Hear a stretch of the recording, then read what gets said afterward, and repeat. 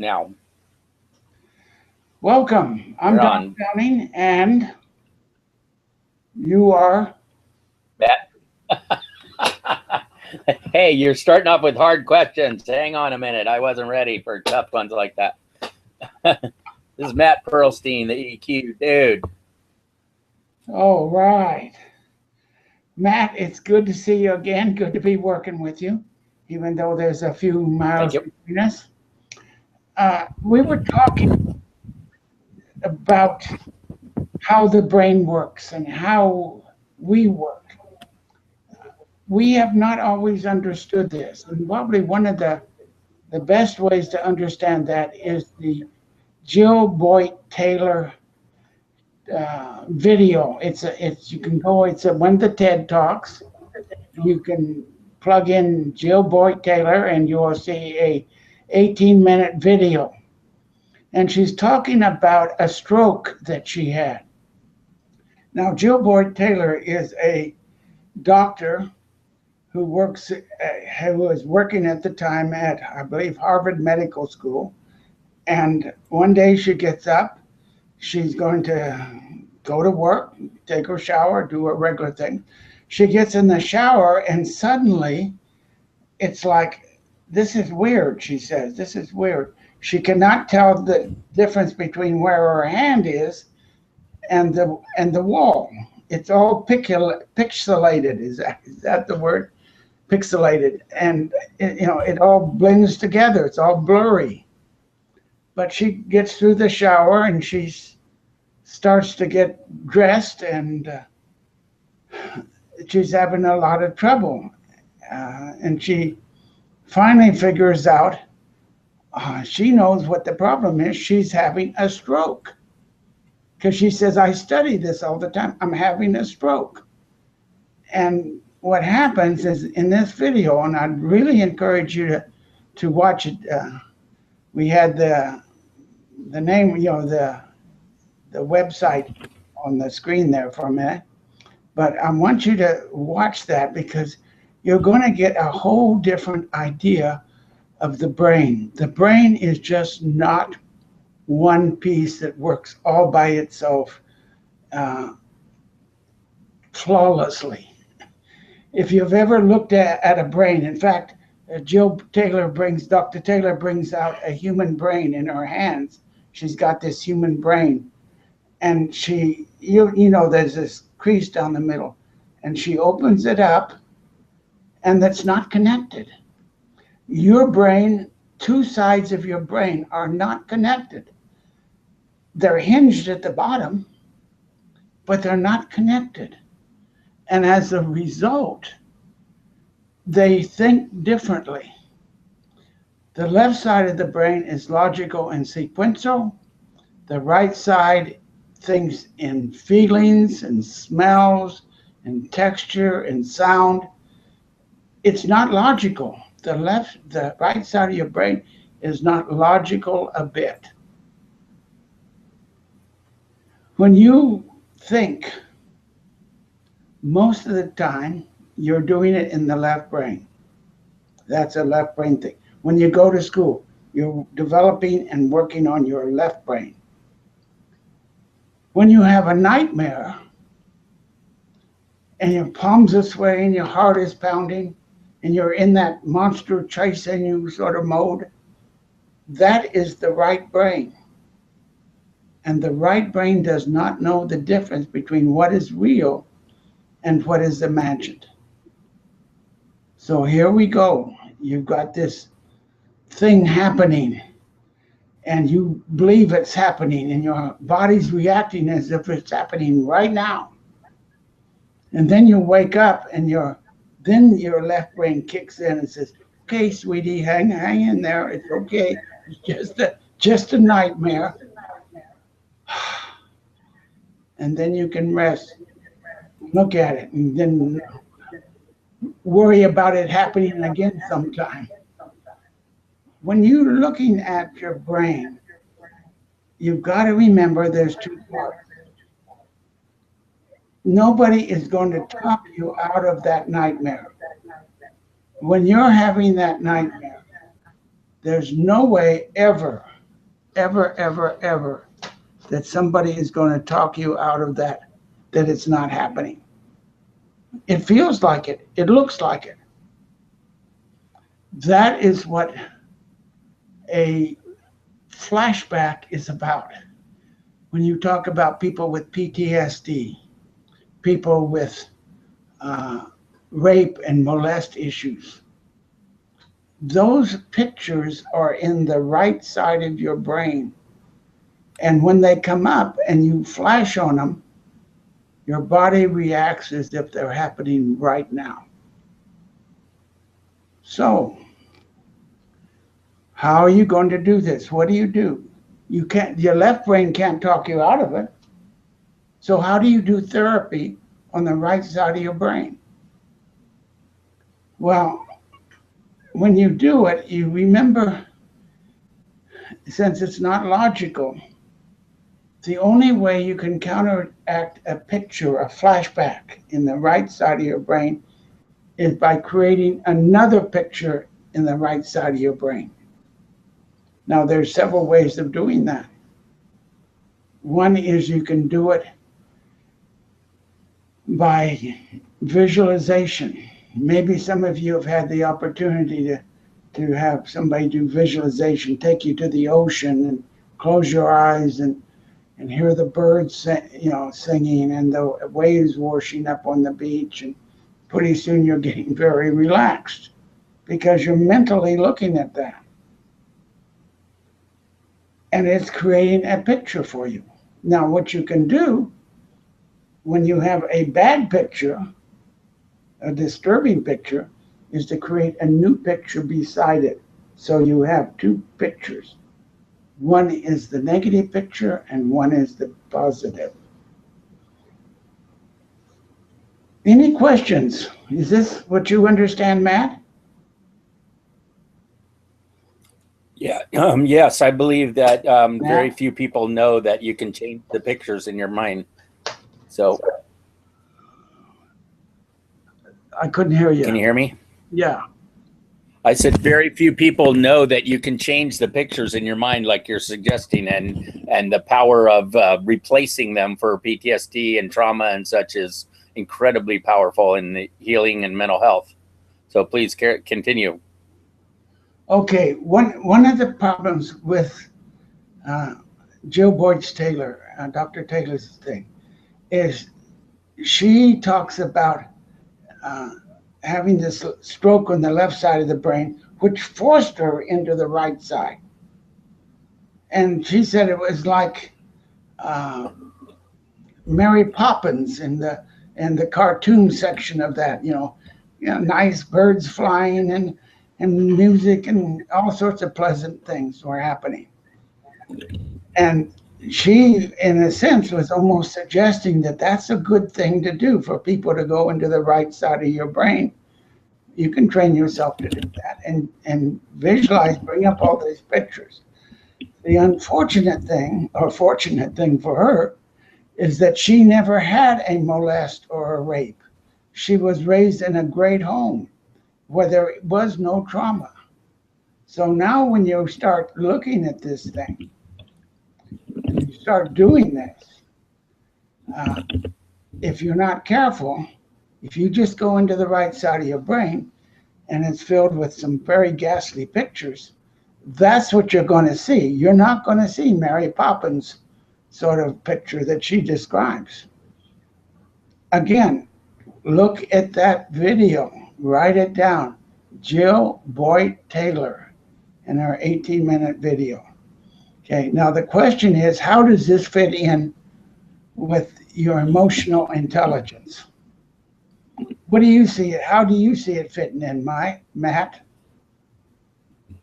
Well, I agree with you that it's a left brain, right brain thing. And this is one of the clearest examples of having, so that she was forced onto her right brain and what that did for her and to her. So, yeah, keep going. Fascinating. I was trying to hand it off to you. Okay. So let's look at what you have to know and have to do to change it. EQ is the right side, your intelligence, your emotional intelligence. IQ is your cognitive or left brain intelligence. And most people go around using just half of their brain, and they're not even aware of how this other stuff is affecting them. I I got to work in a group uh, the other day, and somebody was talking about how they feel stuck. They're really stuck. They can't make themselves do something that they really want to do. And all I did is start asking them, what does this remind you of? What pictures come up? And had them close their eyes and start visualizing. There was some pretty negative pictures that came up, and they didn't want to look at it. But unconsciously, the pictures come up and it blocks you. So if you see yourself kind of blocked or kind of stuck in your life, I suggest that you might want to look at what's going on in the other side of your brain, because there's stuff in there that can be affecting you, and you're not even aware of it. You're not even aware that it's happening. But that's what happens. So, one of the things you're going to need to know is be able to know is, what do you feel when you feel it? What do you feel when you feel it? Because if you're not aware of what you feel, in both sides of the brain, both sides, you're going to get stuck. I had a client a few years ago that had tremendous panic anxiety. He had been a school teacher. He had done all sorts of wonderful things, and then he got placed in a school district that was pretty rough. And most of the teachers there in the district were women. And when fights would break out, all the women would grab their kids and run into their classrooms. And this patient of mine was stuck. He was really stuck, because it was his responsibility to go out and stop the fights. And these were big kids, and he could get hurt. But nobody else would take responsibility. So he thought he had to do it.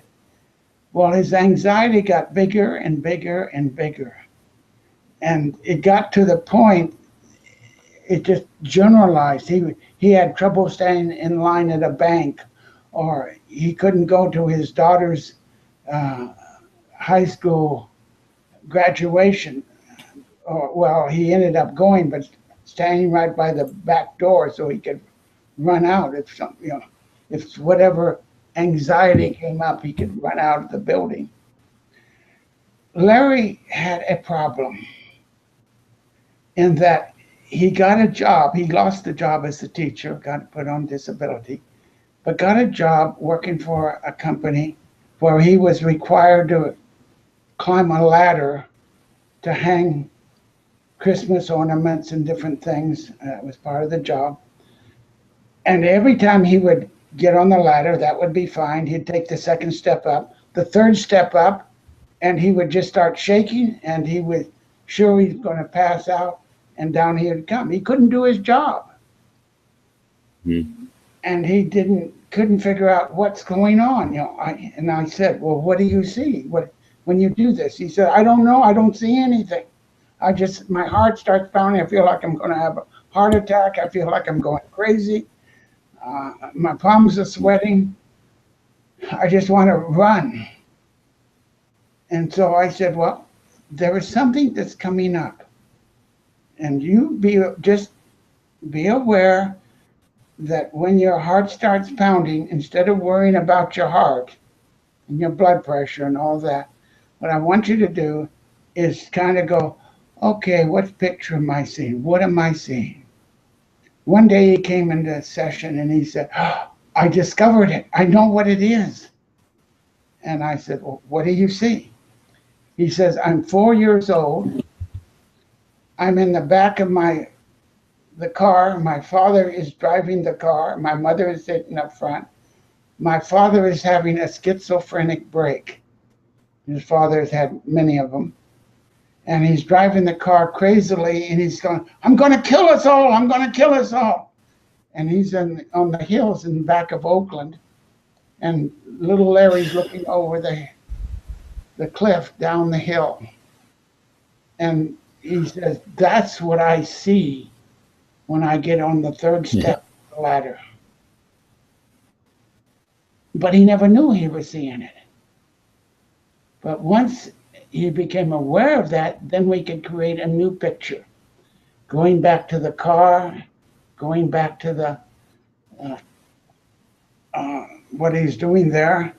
Actually, what we had him do is visualize Big Larry with Little Larry. So you had these two people. And as he was in the car, Big Larry reaches over, grabs the steering wheel, and takes the key out of the ignition. And the car comes to a stop. Well, that never happened, right? But he made the picture. He made a visualization. He could visualize that happening. And once he did that, then he could look at two pictures.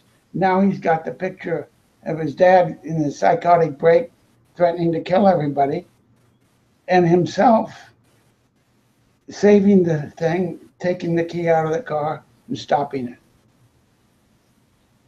This is a breakthrough in therapy. Now, you don't have to do it just by visualization.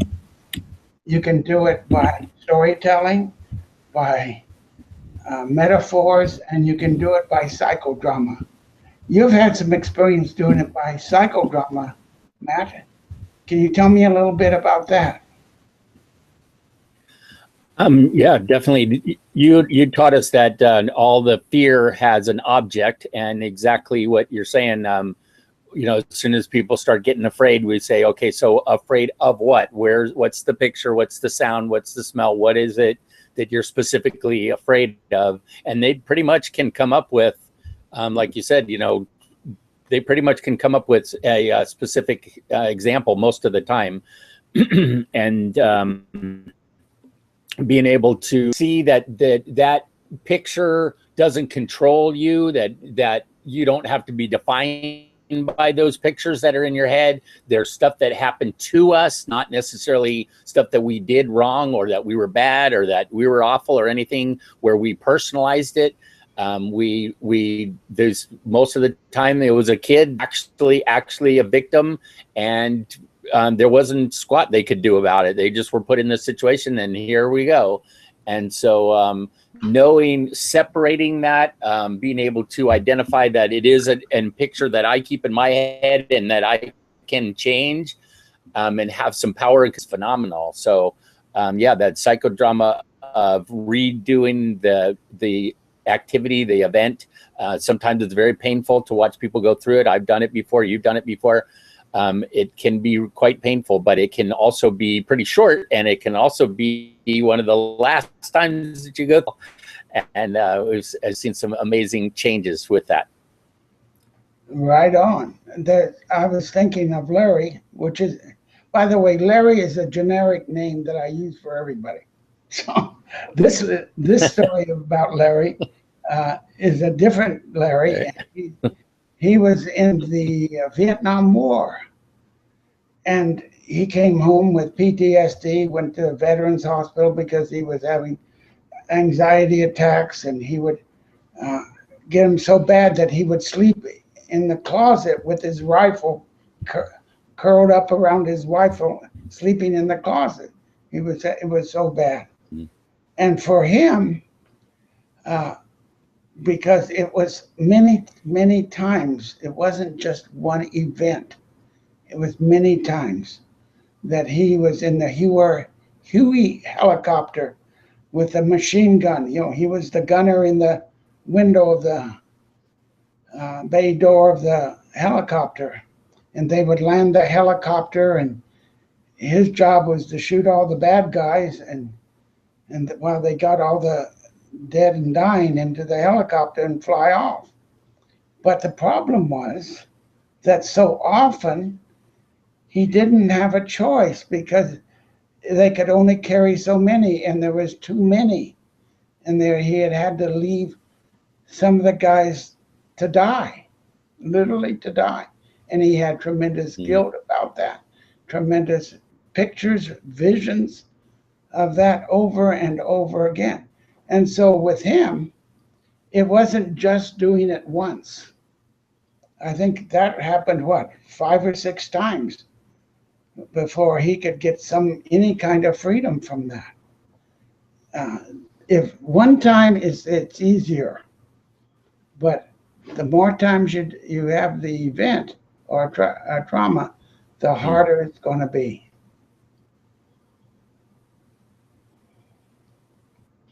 So if you were guiding me through that right now, what instructions would you give? Because what I kind of start the film going, start the event going, and then when you're ready, change it.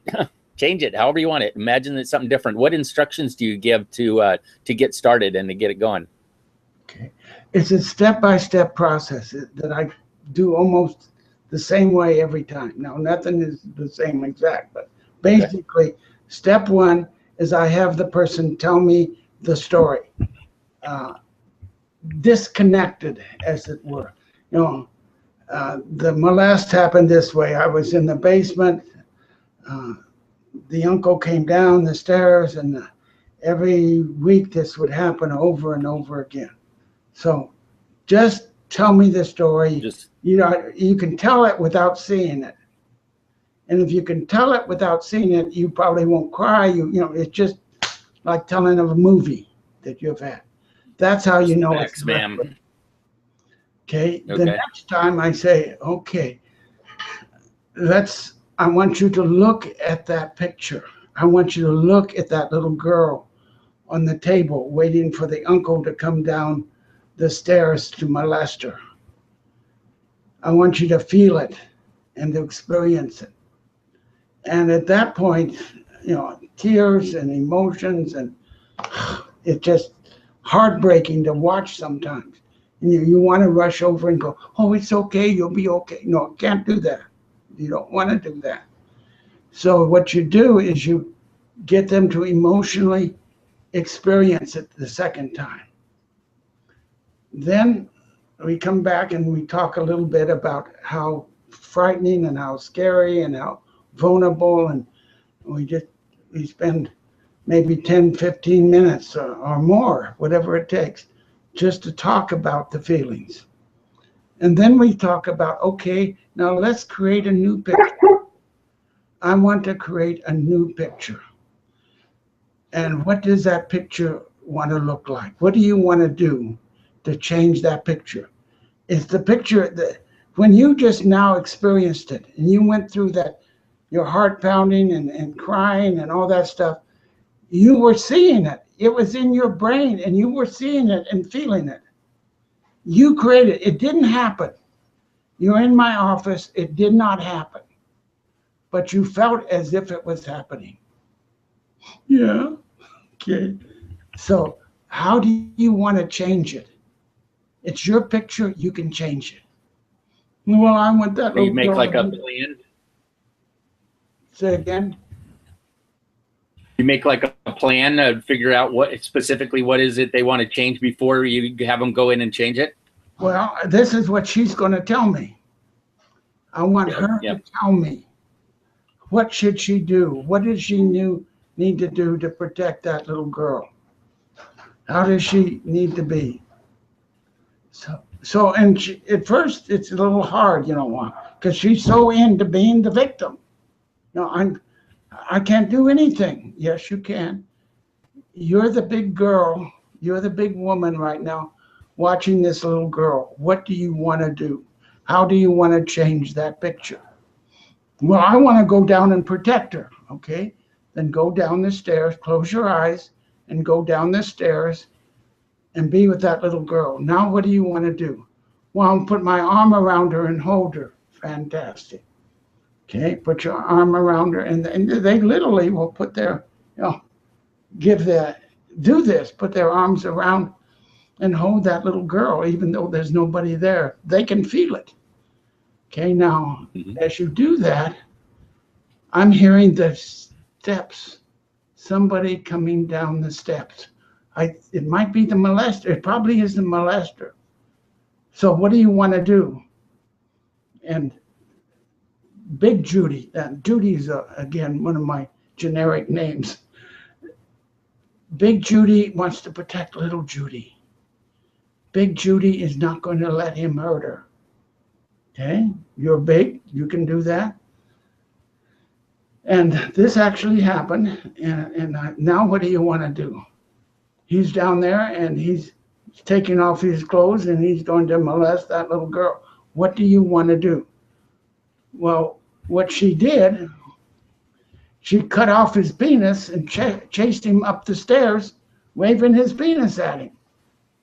And I can tell you, that was so liberating and freeing for her. She never had to do it again. Because that picture was so strong. Okay, now the guy's gone. Now what do you want to do? That little girl's still down there, and she needs help. Well, I'm going to go down there, and I'll hold her, and I'll take her out. We're going to leave this ugly house. And you tell that little girl what you're going to do. Well, I will never leave you. I will always protect you, and nobody is ever going to hurt you again.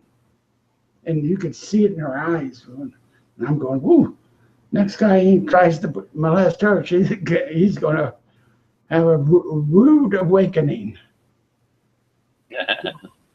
That's the way it works. You know, they tell me how to do it.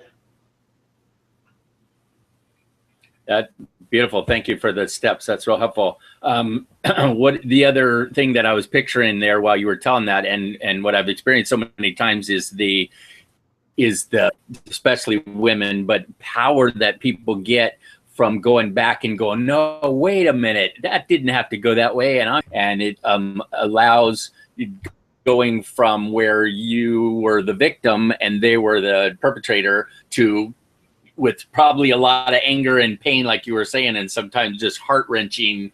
But this in here is the area where we limit ourselves and don't go there, and have stopped from being a child. And this is where we need to go. And this in here is really painful sometimes, but man, if you can make that powerful push through there, and change the story, change the feelings about it, and change, the way that you see that, hey, I do have some control over my life. Hey, I can deal with my emotions. Hey, I can even use my anger in a positive, powerful way to make things happen for myself and others. And going on, let's do this EQ thing.